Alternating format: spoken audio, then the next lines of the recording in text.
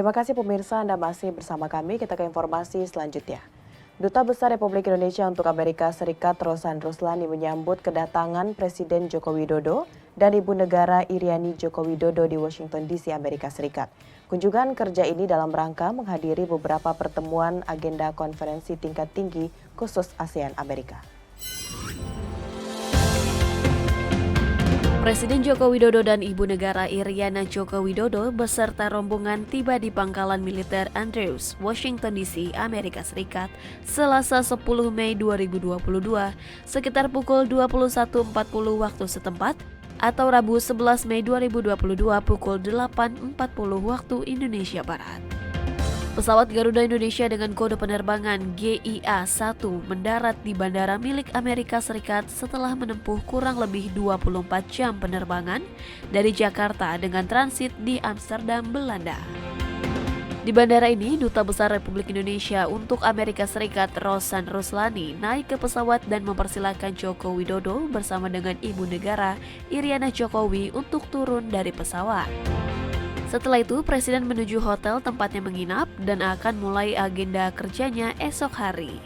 Kunjungan Presiden ke Washington DC kali ini dalam rangka menghadiri konferensi tingkat tinggi khusus ASEAN Amerika.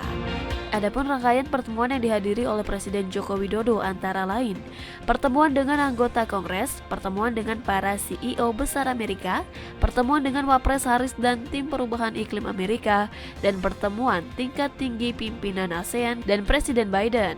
Turut mendampingi Menteri Koordinator Bidang Kemaritiman dan Investasi Luhut Binsar Panjaitan, Menteri Sekretaris Negara Pratikno, Menteri Perdagangan Muhammad Lutfi, dan Menteri Investasi Bahlil Lahadalia.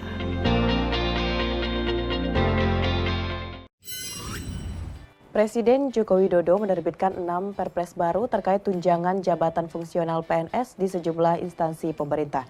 Nominal tunjangan yang diberikan sebesar 1,87 juta.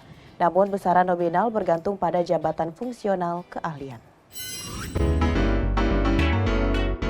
Presiden Joko Widodo menerbitkan 6 peraturan presiden terbaru mengenai tunjangan jabatan fungsional bagi PNS di sejumlah instansi pemerintahan. Nominal tertinggi tunjangan yang diberikan mencapai 1,87 juta rupiah. Tunjangan tambahan itu diberikan kepada PNS dengan jabatan fungsional Pranata Kependudukan dan Keluarga Berencana, Pranata Sumber Daya Manusia Aparatur, Analis Sumber Daya Manusia Aparatur, dan Asesor Sumber Daya Manusia Aparatur. Namun besaran tunjangan tersebut tidak sama untuk masing-masing PNS, jumlahnya tergantung pada jenjang jabatan fungsional keahlian. Mengutip Perpres nomor 69 tahun 2022, tunjangan diberikan kepada PNS yang bekerja di instansi pusat lewat APBN dan instansi daerah lewat APBD.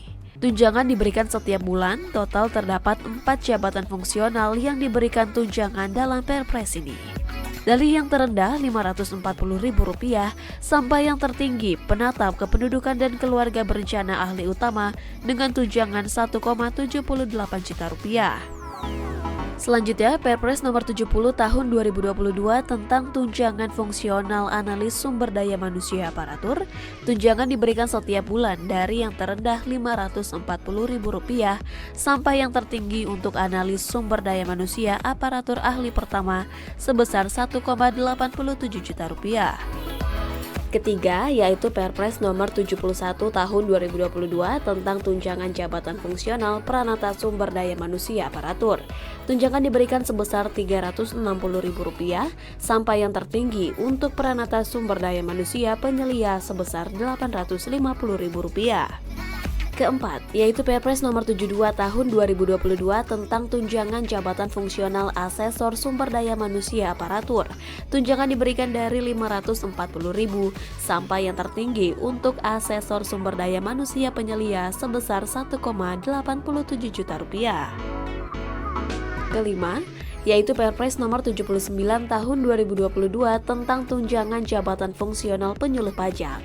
Tunjangan diberikan dari Rp540.000 sampai yang tertinggi yaitu penyuluh pajak ahli media sebesar Rp1,38 juta. keenam yaitu Perpres nomor 80 tahun 2022 tentang tunjangan jabatan fungsional asisten penyuluhan pajak.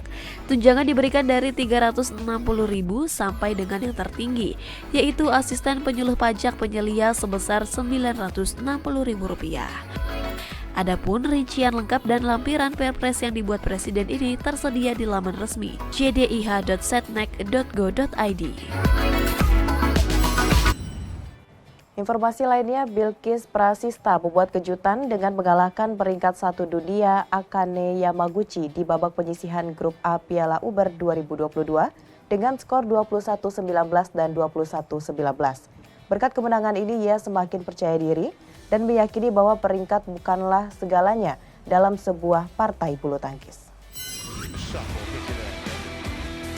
Pebulu tangkis tunggal putri Bilqis Prasista membuat kejutan dalam partai pertama penyisihan grup A Piala Uber 2022 dengan mengalahkan peringkat 1 dunia dari Jepang, Akane Yamaguchi di Bangkok, Thailand.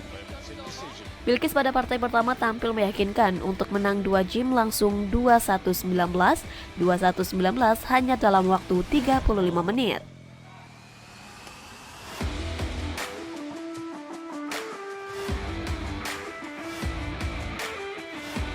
Pebulu tangkis kelahiran Magelang itu mengaku hanya bermain tanpa beban dan berusaha menikmati jalannya pertandingan. Meski meladeni pemain yang secara peringkat jauh di atasnya, Bilqis yakin semua hal bisa terjadi di lapangan. Bahkan kedua orang tuanya merupakan mantan pebulu tangkis nasional, yaitu Joko Supriyanto dan Zelin Resiana ikut menyemangati putrinya. Kemenangannya atas Akane ini membuat Bilqis semakin percaya diri. Meski awalnya terkejut karena diturunkan pada partai pertama, namun hasil mengesankan yang ia kemas diharapkan bisa menular kepada rekan-rekan seperjuangannya dalam menghadapi Jepang.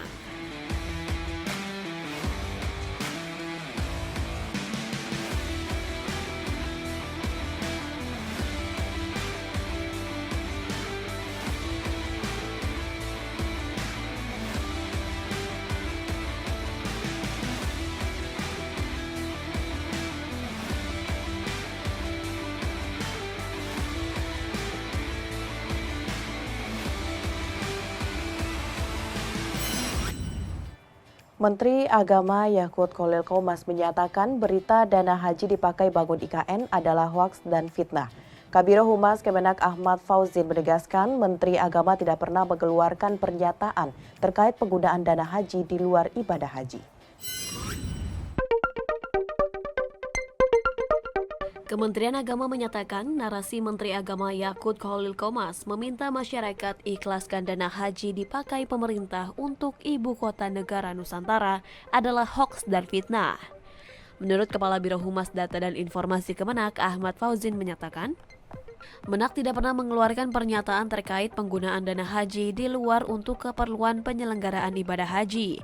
Sebab sejak 2018, Kementerian Agama tidak lagi menjadi pihak yang bertanggung jawab dalam tata kelola dana haji.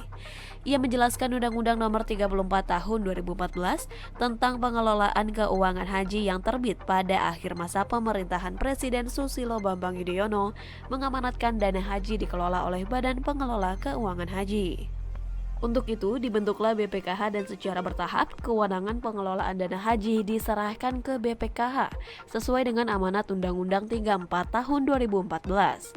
Pada 13 Februari 2018, Presiden Joko Widodo menandatangani Peraturan Pemerintah Nomor 5 Tahun 2018. Peraturan ini mengatur tentang pelaksanaan Undang-Undang Nomor 34 Tahun 2014 tentang pengelolaan keuangan haji. Sejak saat itu, dana haji dialihkan sepenuhnya ke BPKH.